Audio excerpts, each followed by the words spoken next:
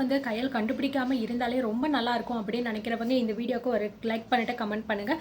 So இது வரைக்கும் நம்ம எழிலுக்காக வந்து கயல் எதுவுமே வந்து பண்ணது கிடையாதுங்க. சொல்ல போனோம் அப்படின்னா என்னோட குடும்பம் அப்படின்னு சொல்லிட்டு மட்டும்தான் வந்து இந்த கையில் யோசிச்சுக்கிட்டே இருந்தாலே தவிர ஸோ புருஷனுக்கு என்ன பண்ணணும், அவனுக்கு என்ன பிடிச்சிருக்கு, அவனுக்காக ஏதாவது பண்ணணுமே அப்படின்னு நினச்சி இது வரைக்கும் எதுவுமே பண்ணதில்லை.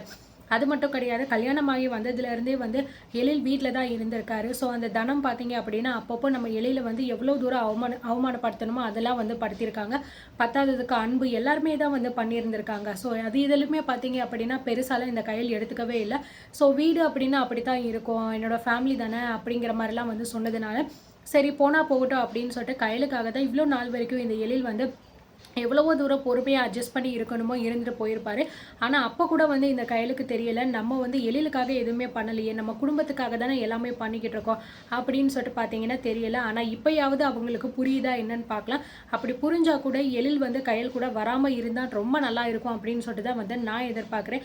ஏன்னா இவ கூட சேர்ந்து வந்து மறுபடியும் வந்து இவங்க வீட்டுக்காகவே வந்து உழைச்சி போடுறதுக்கு அவன் தனியாக இருந்து அவனோட வாழ்க்கை அவனோட பிஸ்னஸ் அவள் பார்த்தா கூட இந்நேரம் எங்கேயோ வந்து போயிருப்பான். ஸோ இவ கூட சேர்ந்து வந்துட்டு இவளை லவ் பண்ணி கல்யாணம் பண்ணிட்டு வீட்டில் உட்காந்துக்கிட்டு பார்த்தீங்கன்னா பஞ்சப்பாட்டை பாடிட்டு தான் வந்து உட்காந்துக்கிட்டு இருக்காங்க.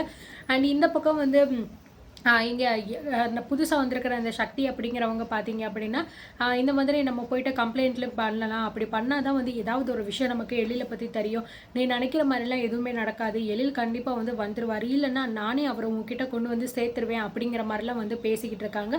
ஸோ நம்ம கையலுக்கு வந்து ஆறுதல் சொல்கிறேன் அப்படிங்கிற பேரில் வந்து இதெல்லாம் வந்து பேசிக்கிட்டு இருக்காங்க. என்னதான் வந்து இதெல்லாம் சொன்னாலுமே என்ன நடக்குமோ அதுதானே வந்து நடக்கும். சிவசங்கரி பார்த்தீங்கன்னா ரொம்பவே வந்து கான்ஃபிடென்ட்டாக இருக்காங்க.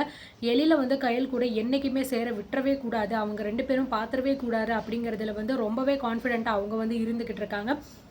இப்போ இன்னொரு பக்கம் வந்து பார்த்தீங்க அப்படின்னா இங்கே எழிலோட ஃப்ரெண்டு இருக்கார் இல்லையா, அந்த ஒரு பையன் இருக்கார்ல, ஸோ அவங்கள வந்து கூப்பிட்டு இந்த மாதிரி வந்து நம்ம சக்தி வந்து விசாரிக்கணும் அப்படிங்கிற மாதிரி வந்து இந்த மாதிரி வந்து எழிலுக்கு ஃப்ரெண்ட்ஸ் யாராவது இருக்காங்களா ரொம்ப பெஸ்ட்டாக, ஸோ அவங்கக்கிட்ட நான் வந்து பேசலாமா அப்படின்னு கேட்கும்போது எழிலோட ஃப்ரெண்டு அவங்கள வந்து கையில் வந்து கூப்பிட்றாங்க, நீங்கள் கொஞ்சம் வர முடியுமா அப்படிங்கிற மாதிரி வந்து சொல்கிறாங்க. அவருமே வந்து வந்ததுக்கப்புறம் சொல்லு கையில் என்னாச்சு, எழிலை பற்றி ஏதாவது விஷயம் தெரிஞ்சிச்சா இல்லையா, நானுமே நிறைய இடத்துல தேடி பார்க்குறேன், டெய்லியுமே ஃபோன் பண்ணி பார்க்குறேன், ஆனால் இன்னும் வரைக்கும் அவனை பற்றி எதுவுமே தெரியலையா அப்படிங்கிற மாதிரி தான் வந்து பார்த்தீங்கன்னா அந்த ஆளுமே வந்து சொல்கிறேன். அதுக்கப்புறம் பார்த்தீங்க அப்படின்னா இவன் என்னோடய ஃப்ரெண்டு வந்து சக்தி, இந்த மாதிரி வந்து எழிலை கண்டுபிடிக்கிறதுக்கு வந்து இவன் எனக்கு ஹெல்ப் பண்ணுறேன்னு சொல்லியிருக்கா அப்படிங்கிற மாதிரி வந்து சொல்கிறாங்க.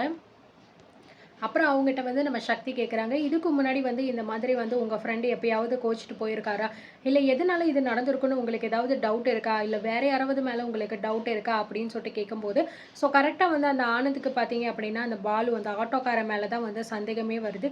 ஏன்னா எழிலுக்கு வந்து கொஞ்சம் கூட பிடிக்காத ஒரே ஒரு ஆள் அப்படின்னு பார்த்தீங்கன்னா அந்த பாலு மட்டும்தான். இதுக்கு முன்னாடி வேறு யார் கூடயுமே இந்த அளவுக்கு வந்து ஒரு விரோதம் அப்படிங்கிறது வந்து நம்ம எழிலுக்கு இருந்ததே கிடையாது. ஸோ அதனால் வந்து பார்த்தீங்க அப்படின்னா கயல், நான் தான் இதுக்கு முன்னாடி உங்ககிட்ட சொல்லியிருக்கேன்ல, அந்த பாலு அந்த ஆட்டோக்காரன் அவன் கூட தானே எழிலுக்கு வந்து சண்டை அப்படிங்கிறது இருந்துச்சு. அவனை தவிர வேறு யாருமே வந்து எழிலுக்கு எதிரி அப்படிங்கிறது கிடையவே கிடையாது. எனக்கு என்னமோ வந்து அவன் மேலே தான் சந்தேகமாக இருக்கா அப்படிங்கிற மாதிரி வந்து அந்த அண்ணன் சொல்லும்போது, என்ன சொல்லிக்கிட்டு இருக்க நீ, அவர் எதுக்கு இதெல்லாம் வந்து பண்ண போகிறாரு அப்படிங்கிற மாதிரி சொல்லும்போது, உனக்கு தெரியாது கையல், நீ எந்த விஷயத்தையுமே நேரில் இருந்து பார்த்தது கிடையாது, அதனால் நீ அந்த அளவுக்கு வந்து சீரியஸாக எடுத்துக்கல. எழில் கூட நான் இருந்திருக்கேன் ஒவ்வொரு டைமும். அப்போது அவன் என்னென்ன வந்து பண்ணியிருக்கேன், எப்படிலாம் பேசியிருக்கேன், எவ்வளோ வந்து கோவமாக வெறித்தனமாக வந்து பேசியிருக்கேன் அப்படிங்கிற எல்லாமே எனக்கு நல்லாவே தெரியும். அப்படி இருக்கும்போது ஒரு வேளை நம்ம எழில வந்து ஏன் அவன் ஏதாவது பண்ணியிருக்கிறதுக்கு வாய்ப்பு இருக்கக்கூடாது அப்படின்னு யோசிக்கலையா அப்படிங்கிற மாதிரி கேட்கும்போது, ஐயோ இல்லை ஆனந்த், அப்படிலாம் வந்து வாய்ப்பே கிடையாது.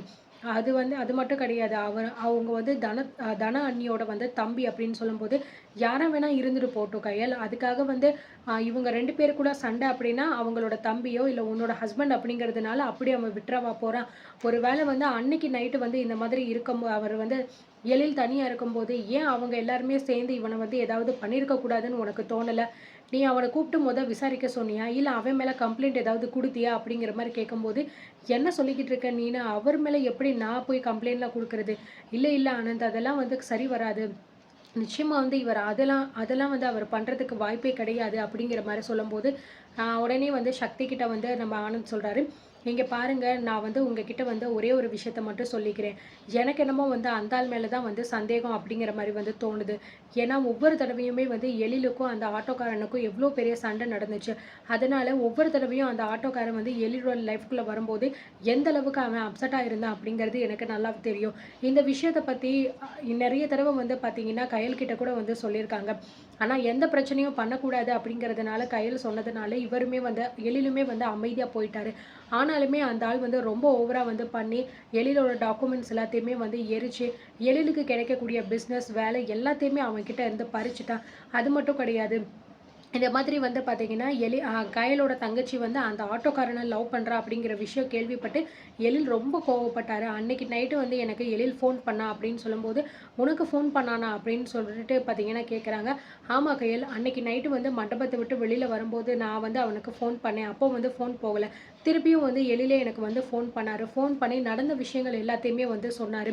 இந்த குடும்பத்துக்காக வந்து நான் எவ்வளவோ தூரம் வந்து கயலுக்காக உட்காந்துக்கிட்டு இருக்கேன். ஆனா என்ன அப்படின்னா வந்து ஆனந்தி வந்து அந்த ஆட்டோக்காரன போயும் போயும் லவ் பண்றேன் அப்படின்னு சொல்லிட்டு இந்த கல்யாணத்த நிறுத்த பார்க்குறாங்க. எனக்கு கொஞ்சம் கூட அதுல வந்து விருப்பமே இல்ல. எதுக்காக இவங்க இப்படிலாம் பண்ணிக்கிட்டு இருக்காங்க? ஆனந்திக்கு வந்து படிப்பு இல்லையா? இல்ல வந்து அறிவு இல்லையா? கொஞ்சம் கூட வந்து இந்த மாரி ஆட்டோக்காரன போயிட்டு லவ் பண்ணிக்கிட்டு இருக்கா. அவன் என் வாழ்க்கையவே சீரழிச்சவன். எப்படிடா நான் போயிட்டு வந்து அவன போயிட்டு ஆனந்திக்கு கல்யாணம் பண்ணி வைக்க முடியும்? நான் உயிரோட இருக்கிற வரைக்கும் அது என்னைக்குமே நான் நடக்கவே விடமாட்டேன். அப்படிங்கிற மாரி வந்து ரொம்பவே கோவமா வந்து பேசிக்கிட்டு இருந்தான். ஸோ நான் எவ்வளவோ தூரம் எழில சமாதானப்படுத்தி, திரும்ப போடா எல்லாத்தையும் பார்த்துக்கலான்னு சொல்லி சொன்னேன். ஆனா அப்ப கூட வந்து எழில் எதுவுமே வந்து கேட்கல. இல்லடா, இதுக்கு மேல நான் இங்க இருந்தா அது சரிப்பட்டு வராது. என் பேச்சுக்கு கொஞ்சம் கூட வந்து இங்க மரியாதை அப்படிங்கிறதே வந்து கிடையாது. நான் எவ்வளவோ விஷயம் வந்து கயலுக்காக வந்து பண்ணியிருக்கேன். ஆனா என்னோட பேச்ச வந்து கேட்கணும். நான் சொல்றத மதிக்கணும். எனக்கு பிடிக்காத ஒரு ஆள வந்து அவங்களுக்கும் பிடிக்காம இருக்கும் அப்படின்னு தான் நான் நினச்சுக்கிட்டு இருந்தேன். ஆனா அந்த மாதிரிலாம் இங்க கிடையாதுடா. எனக்கு அவன பிடிக்கல. என் வாழ்க்கையவே அவன் வந்து நாசம் பண்ணிட்டான் அப்படிங்கிற விஷயம் தெரிஞ்சு கூட வந்து ஆனந்தி அந்த பையன வந்து லவ் பண்றா அப்படின்னா, அப்ப அந்த இடத்துல எனக்கு என்னடா மரியாதை இருக்கு? இதுக்கப்புறமும் இங்க நான் இருக்க விரும்பலடா அப்படின்னு சொல்லிட்டு வந்து அவன் ஃபோன கட் பண்ணிட்டாமா. இதுதான் கடைசியா என்கிட்ட வந்து பேசின விஷயம். ஏன்னா, எழில் அந்த அளவுக்கு வந்து அந்த ஒரு விஷயத்தினால வந்து பாதிக்கப்பட்டிருக்காரு. அந்த டைமிங்ல நீங்க வந்து எழில் சொல்ற விஷயத்த கொஞ்சம் நீங்க கேட்டிருந்தா கூட, அவன் வந்து என்ன ஏதுன்னு பார்த்திருந்து பு க அடுத்தடுத்து போக போக அவன் வந்து புரிஞ்சிருந்திருப்பான். ஆனா, நீங்க அப்ப கூட வந்து ஆ ஆனந்திக்கு தான் இதுல வந்து விருப்பம். ஆனந்திக்கு அவன தான் கல்யாணம் பண்ணி வைப்பேன்னு சொல்லிட்டு நீங்க சொன்னதுனால தான் இந்த அளவுக்கு பிரச்சனையே வந்து வந்தது. சொல்லப்போனோம் அப்படின்னா, நான் தப்பு எல்லாமே வந்து உன்ன தான் வந்து சொல்லுவேன் கயல் அப்படின்னு ஓப்பனாவே இந்த ஆனந்த் வந்து சொல்லிடுறாரு. ஸோ உடனே பார்த்தீங்க அப்படின்னா வந்து நம்ம கயலுக்கு வந்து ரொம்பவே கில்ட்டி ஃபீல் ஆகுது. இவர் சொல்றது உண்மைதான் போல இருக்கு. நம்ம தான் இந்த மாரி வந்து அவசரப்பட்டு இப்படி பண்ணிட்டோம் போல இருக்கு. எழில் சொல்ற பேச்சு எதையுமே நம்ம இதுவரைக்கும் கேட்டதே கிடையாது. நம்ம சொல்றத மட்டும் தானே எழில் கேட்குற மாரி நம்ம பண்ணி வச்சிருந்தோம். அப்போ நம்ம மேல தான் தப்பு. நம்ம தான் இப்படிலாம் பண்ணிட்டோம் போல இருக்கு அப்படின்னு சொல்லிட்டு பார்த்தீங்கன்னா, ரொம்பவே ஃபீல் பண்ணிக்கிட்டு இருக்காங்க. "ஏ கயல் எதுக்குடி அழுகுற? கொஞ்சம் அழுகாம இரு" அப்படின்னு சொல்லும்போது, "இல்ல சக்தி, இப்போ ஆனந்த் சொல்லும்போது தான் எனக்கே எல்லா விஷயமுமே புரியுது. அவர் சொல்றது சரிதான். நான் எழில் சொன்ன விஷயம் எதையுமே வந்து இதுவரைக்கும் கேட்டது கிடையாது. எனக்காகவும், என் குடும்பத்துக்காகவும் அவர் எவ்வளவோ தூரம் சகிச்சுட்டு, எங்க வீட்ல அவர எவ்வளோ தூரம் அவமானப்படுத்தியிருந்தாலும், அத கூட பொறுமைப்படுத்திட்டு எனக்காக இருந்திருக்காரு. ஆனந்தியோட கல்யாணத்துல அவருமே முடிவெடுக்கணும். ஆனந்திக்காக நெறைய விஷயங்கள் பார்த்து, பார்த்து வந்து பண்ணாரு. ஆனா கடைசில வந்து அந்த ஆட்டோக்காரன லவ் பண்றேன் அப்படிங்கிற விஷயம் தெரிஞ்சோனே, நம்ம எழிலுக்கு வந்து ரொம்பவே கோவம் வந்துச்சு. அப்ப கூட நான் எழில் பக்கம் நிக்காம, நான் என் தங்கச்சி பக்கம் தான் வந்து நின்னேன். நான் எவ்ளோ பெரிய சுயநலவாதியா இருந்திருக்கேன் அப்படின்னு சொல்லிட்டு எனக்கே இப்ப தான் வந்து புரியுது. நான் பண்ணது ரொம்ப பெரிய தப்பு. எழில் அதனால தான் என்ன விட்டு போயிட்டாரா அப்படிங்கிற மாரி வந்து ரொம்பவே ஃபீல் பண்ணி வந்து அழுகுறாங்க. "ஹே கயல், கொஞ்சம் பொறுமையா இருடி. அந்த மாரிலாம் எதுவுமே வந்து நடக்காது. நிச்சயமா எழில் வந்து உன்ன தேடி வந்துருவாரு." அப்படிங்கிற மாரி வந்து பேசிக்கிட்டு இருக்காங்க. ஸோ இதுக்கப்புறம் அந்த பாலுவ வந்து புடிச்சு விசாரிக்க போறாங்களா? என்ன ஏது அப்படிங்கிறத பார்க்கலாம். கண்டிப்பா வந்து பார்த்தீங்கன்னா, இந்த பாலுவ பிடிச்சு விசாரிக்கிறதுக்கு இப்போ ஒரு பெரிய பிரச்சனை பண்ணுவாய்ங்க. ஏன்னா, தனம் வந்து விடமாட்டா. "ஏன் தம்பி மேலேயே சந்தேகப்படுறீங்களா? அது எப்படி? இப்படி?" அப்படின்னு சொல்லிட்டு வந்து பேசப் போறா. என்ன நடக்குது அப்படிங்கிறத பொறுத்திருந்து பார்க்கலாம். அண்ட் இத பத்தி நீங்க என்ன நினைக்கிறீங்க அப்படிங்கிறதையும் கமெண்ட்ல சொல்லுங்க.